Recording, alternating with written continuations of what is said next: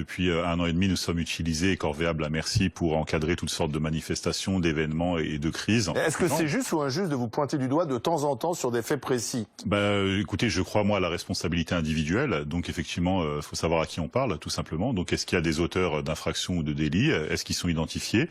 Et si tel est le cas, pourquoi est-ce qu'on les identifie aujourd'hui alors que depuis 1 an, on nous explique que les vidéos concernant les affaires comme Zineb Redouane et autres ne sont pas, les auteurs ne sont pas identifiés. Par exemple, laissez-moi juste 1 minute pour rappeler qu'il y a eu, par exemple, à Rennes, avant-hier, je crois, une jeune fille qui a été tuée malheureusement par un véhicule de police. On a 2 collègues qui sont suicidés hier. On a un collègue qui a été agressé au couteau à Marseille, qui est entre la vie et la mort. Notre collègue de Lyon qui est décédé aujourd'hui. On a cette affaire du croche-pied, cette affaire de cette femme qui ramassait le téléphone, ce vieux monsieur qui a été frappé au visage. Mais d'accord, mais alors le livreur, Cédric, le coup de LBD à 1 mètre de distance. Une fois qu'on a listé. En moins d'1 semaine. Donc une fois qu'on a listé, écoutez, que fait l'IGPN depuis plus d'1 an maintenant. Mais cette semaine, je pense qu'ils ont du travail pour l'année à venir. Donc c'est très bien parce que vous voyez, quand nous, par exemple, on prend des positions assez fortes, Alexandre Langlois et moi-même, l'IGPN travaille très bien pour nous envoyer en conseil de discipline, mais le peuple ne comprend pas.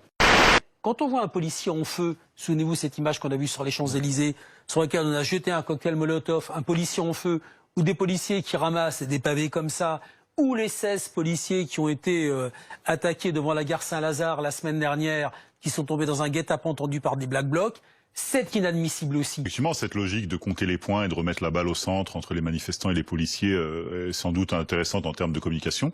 Mais en fait, alors quand on repositionne le débat, si vous voulez, la police, elle agit effectivement dans un cadre judiciaire. Donc, qui dit judiciaire dit justice. Donc, l'idée, c'est de faire appliquer la loi et de prendre des mesures justes. Et moi, si vous voulez, je suis pas là en tant que délégué syndical pour défendre le camp de la police, mais pour défendre celui du bon droit et de la justice. Et quand un policier commet un acte délictuel ou un acte d'agression à l'encontre d'un manifestant, je peux pas, si vous voulez, par principe ou par corporatisme, prendre parti pour ce policier. Et là, moi, je suis gêné quand même, que depuis quelques jours, de cette prudence qu'on peut avoir sur les mots. C'est-à-dire que quand on voit un policier qui délibérément fait chuter une jeune fille ou frappe une personne âgée, je suis désolé, je peux pas défendre ça. Moi, j'ai prêté serment, j'ai la chance d'être fonctionnaire assermenté, et je peux pas défendre ces choses-là. Vous reprochez parfois l'esprit de corps de certains syndicats policiers. Si vous voulez, politiquement, ça s'explique. Le ministre de l'Intérieur, aujourd'hui, et d'ailleurs l'ensemble du gouvernement, ne tiennent que grâce à l'action de la police. C'est-à-dire qu'ils ont tout le monde à dos. Vous voyez bien que les avocats ont jeté leurs robes, les ont suspendus à des grilles. Vous avez le corps médical, les 1000 médecins ont démissionné en bloc, le corps enseignant, toutes les professions, la SNCF, les cheminots, etc. Aujourd'hui, il n'y a que la police, justement, qui puisse tenir l'action du gouvernement. Si demain la police est dans la rue comme elle l'a été en 2016, c'est terminé. C'est-à-dire qu'on laisse un peu passer les choses à cause de ça? C'est ce que vous dites? Le ministre de l'Intérieur, on l'a bien vu au vœu du DGPN hier, caresse la police dans ce sens. Il a changé un peu de ton. On a même un responsable syndical qui a obtenu, je crois, ces derniers jours, une mutation dans les îles et une ouverture de poste pour son épouse. Donc vous voyez, pour vous dire à quel point mais il a quand même changé de ton, il faut reconnaître. Oui. On leur reproche d'aller au contact. Maintenant, quand ils vont au contact, il y a sans doute, à l'occasion, des excès, mais ces excès ne resteront pas impunis. On a l'impression qu'on parle d'une dictature ou d'une démocrature. Mais c'est pas vrai. Demandez à la famille de Zineb Redouane. Mais ce n'est pas vrai. Mais si, c'est vrai, c'est entièrement vrai. Non, les institutions. Vous croyez que l'IGPN n'a pas la possibilité d'identifier des personnes? Il y avait un substitut du procureur sur place. On l'a su après, il a été sanctionné par une mutation. Ne dites pas que les enquêtes se passent bien. Alors, les enquêtes s'ouvrent. Après, vous nous faites un procès d'intention sur le fait que les enquêtes se passent pas bien. Vous n'êtes pas l'IGPN. Non, mais je ne suis pas l'IGPN, mais j'ai des dossiers dans lesquels ou l'IGGN ou l'IGPN agissent, et j'ai pas l'impression qu'elles fassent de cadeaux aux agents qui sont l'objet des poursuites. Aujourd'hui, on sait toujours pas qui est le tireur, en tout cas, sur l'affaire Zineb Redouane. Si j'avais un mot à adresser au ministre de l'Intérieur, laissez-nous faire le travail que nous avons choisi et pour lequel nous avons signé. Nous ne sommes pas les garde-fous de la politique gouvernementale, ça suffit. D'accord, mais soyons concrets, d'accord, mais pas de anticriminalité, non, mais concrètement, lutte contre le terrorisme, lutte contre la... Donc pas de maintien de l'ordre. Comment vous faites pour maintenir l'ordre alors s'il n'y a pas de LBD? Non, j'ai absolument pas dit ça.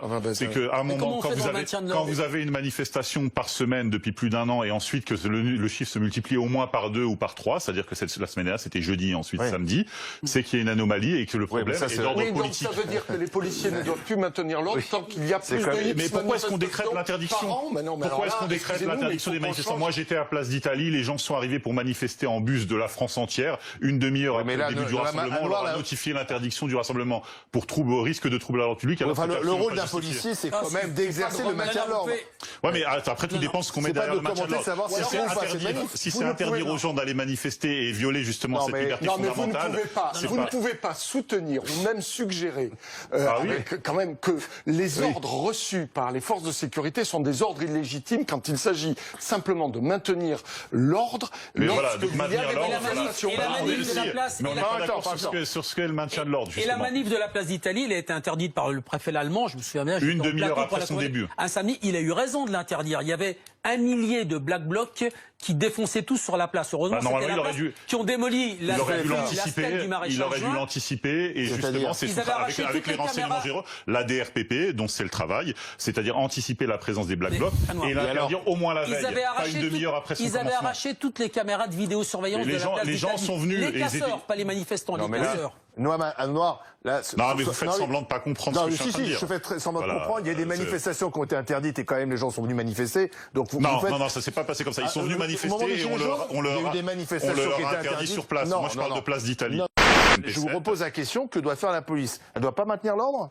Si, maintenir l'ordre, effectivement. Si maintenant, si on voit les gens que j'ai vus sur les images se faire tabasser n'étaient pas des casseurs. Hein. Ils étaient pas en train de causer du trouble à l'ordre public. C'est des gens qui venaient manifester pacifiquement. Et c'est de ça dont il est question dans ce débat. C'est-à-dire qu'il y a eu une répression illégitime face à des manifestants qui étaient venus manifester paisiblement. Cette dame n'était pas dangereuse. Ce vieux monsieur à Rouen n'était pas dangereux. Et donc, ces personnes ont été réprimées dans le sang. Hein. Cette personne, voilà, je vous invite à revoir les images. Et moi, je demande pourquoi. C'est pas le métier que j'ai choisi d'exercer.